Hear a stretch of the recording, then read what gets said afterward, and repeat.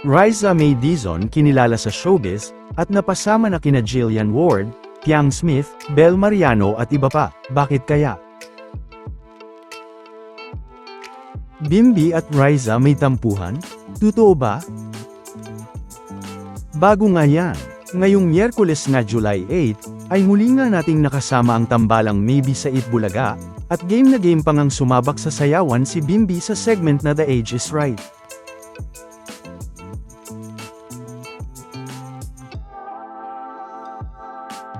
Pero dahil napansin nga ni Miles na tila nahihiya daw si Bimbi na sumayaw, ay kailangan daw nito ng kasama para mas ganahan sumayaw, kaya naman ay sinamahan na nga ito ni Riza sa EB stage.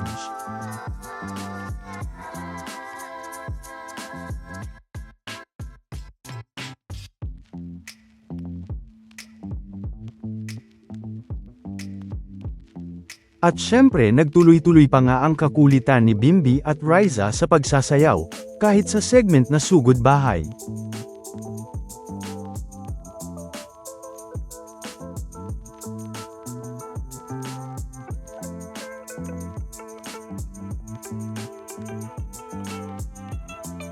Pero, ngayong Miyerkules din na July 8, ay marami sa mga netizens ang nakapansin, na tila may tampuhan naman daw si Riza at Bimbi, dahil wala daw kasing gaanong kilig na nangyari sa Itbulaga. Pero tandaan, na yan ay ang mga napansin ng maraming mga netizens sa YouTube livestream ng Itbulaga. Na sa katunayan, ay napansin nga lang natin yan, nang magbasa na nga tayo ng mga comments sa livestream. Gaya na nga lang ng mga ito.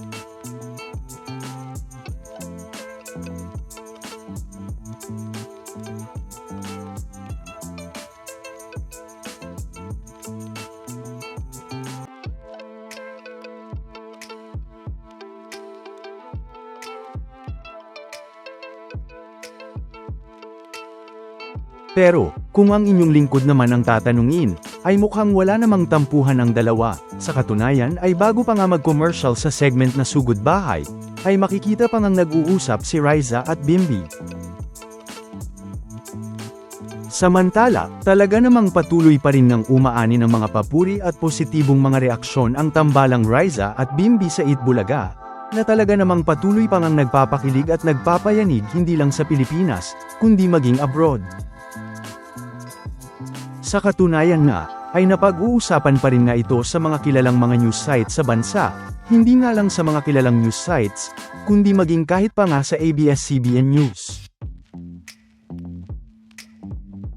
At tinawag pa ngang bagong Aldab.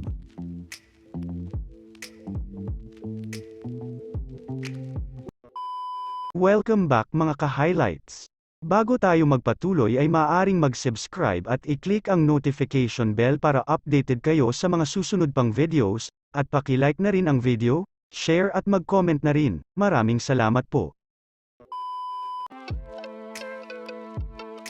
Kaya naman, tinatawag at kinilala na nga si Riza ngayon bilang isang online sensation, ito nga ay dahil sa patuloy pang ang pag-ingay ng pangalan nito, hindi lang sa showbiz kundi maging sa mundo ng social media. Na matatandaang nag-umpisa ngang naging maingay ang pangalan ni Riza noong nag-viral ang interview sa kanya ni Miss Tony Gonzaga, at ikinwento ang mga pinagdaanan nito, at mga pambabash sa kanya, hanggang sa naabot na nga niya ang mga narating niya ngayon.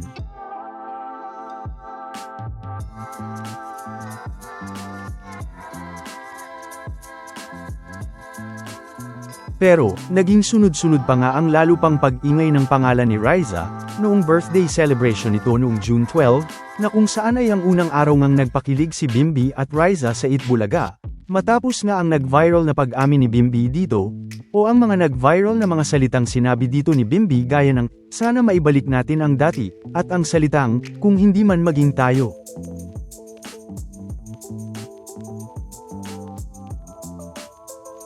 Na kung saan ay unang ang nabuo ang hashtag BimRai, at ang hashtag RaiBim. Pero mas kilala nga si Riza at Bimbi bilang Maybe, dahil na rin mismo kay Bimbi, noong kinanta nito ang Maybe This Time, na kung saan ay nabuo nga ang hashtag Maybe This Time, na napalitan na ng pinagsamang pangalan ni Riza May at Bimbi, bilang Maybe.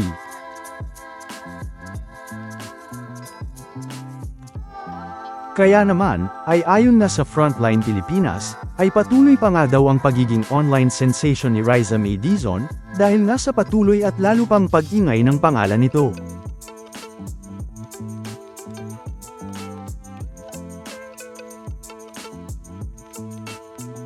Na kung saan ay nag-iwan pa nga ito ng isang katanungan, kung si Riza May Dizon na nga ba ang bagong it girl? Si Riza May na nga ba ang bagong it girl ng showbiz?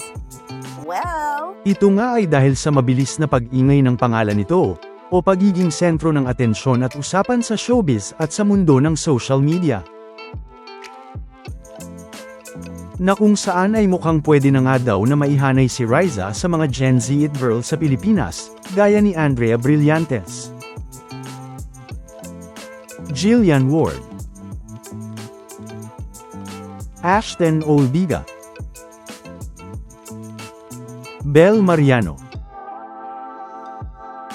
at ganun na rin nga kay Piang Smith.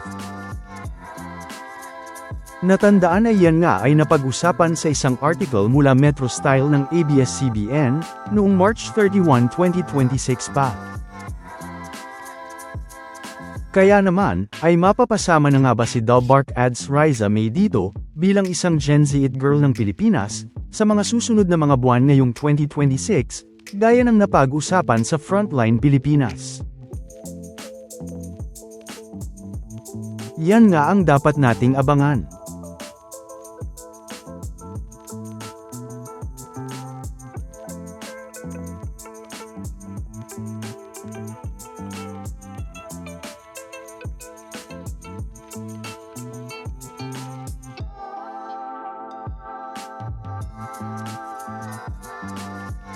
Samantala, ano naman ang mga masasabi nyo patungkol sa mga napag-usapan natin sa video na ito?